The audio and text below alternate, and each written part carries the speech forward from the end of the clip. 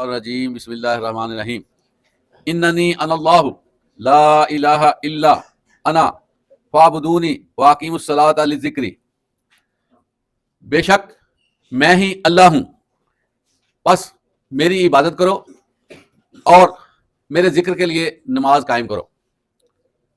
عزیز طلبہ، سورہ طٰہٰ آیت 14، اس کی تلاوت اور ترجمہ آپ نے سماعت کیا۔ یہ اللہ بات کر رہے ہیں حضرت موسیٰ علیہ السلام سے۔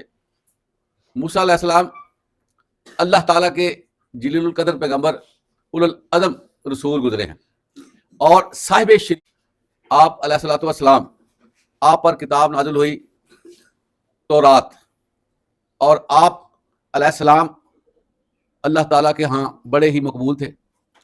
ایسے پیغمبر جن کو اللہ کے ساتھ ہم کلام ہونے کا شرف حاصل ہوا، اور یہ جو آپ کے سامنے آیت پڑھی گئی ہے، اننی انا اللہ لا الہ الا فاعبدونی واقیموا الصلاۃ للذکری، کہ میں ہی تمہارا اللہ ہوں، میری ہی عبادت کرو اور میرے ذکر کے لیے نماز قائم کرو۔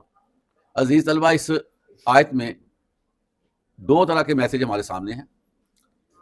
یہ حضرت موسیٰ علیہ السلام کے ساتھ اللہ کی گفتگو ہے، جس میں اللہ تعالیٰ خود اپنی زبان مبارک سے اپنا تعارف کروا رہے ہیں کہ اے موسیٰ، کہ میں تمہارا اللہ ہوں اور میری ہی تم عبادت کرو۔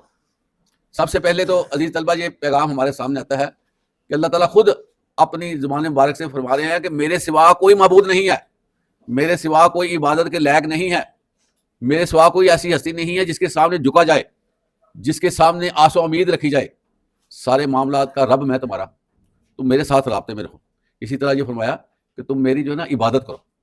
عزیز طلبہ، عبادت کرنا انسان کے لیے انتہائی لازم ہے، کیونکہ اللہ تعالیٰ نے انسان جو کو بندہ کہا ہے، عباد ہی کہا ہے، میرا بندہ کہا ہے، اور بندے سے مراد وہی بندہ ہو سکتا ہے جو عبادت کرتا۔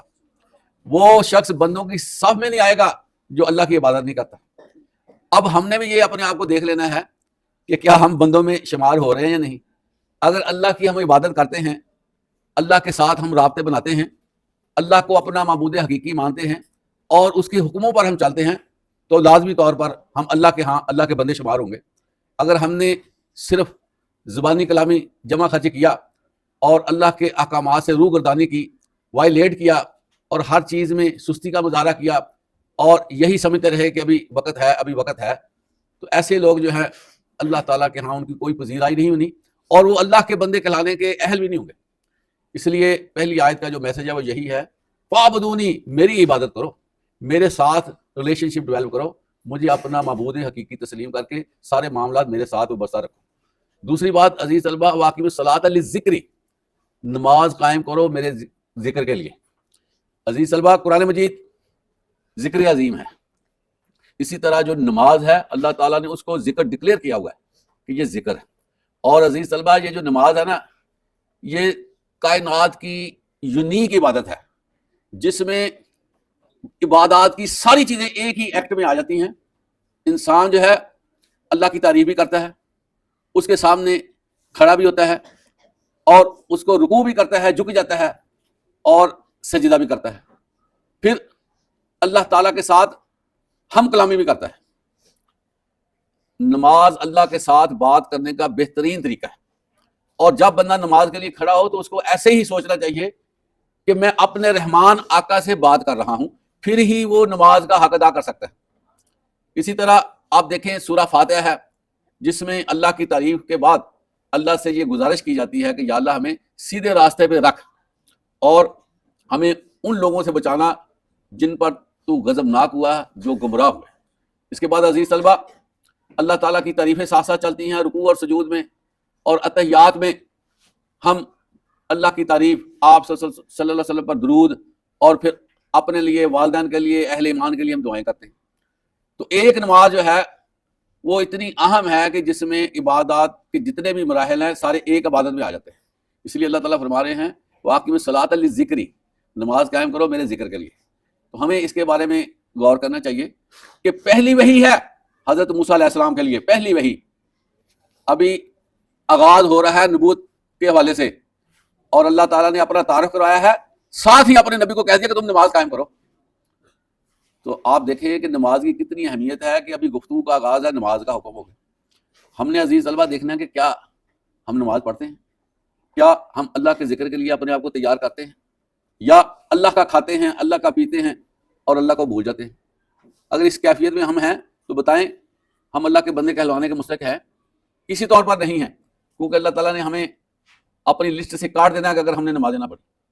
تو کوشش کریں کہ نماز باقاعدگی سے پڑھیں اور نماز میں عبادت کا حق ادا کریں. یہ ایک بڑا اہم پہلو ہے کہ صرف نماز پڑھنا کافی نہیں ہے. نماز کے حوالے سے بڑی احتیاط کی ضرورت ہے کہ اپنے آپ کو اچھے طریقے سے اللہ کے سامنے پیش کیا جائے اور ہر لفظ کو الگ الگ ادا کیا جائے.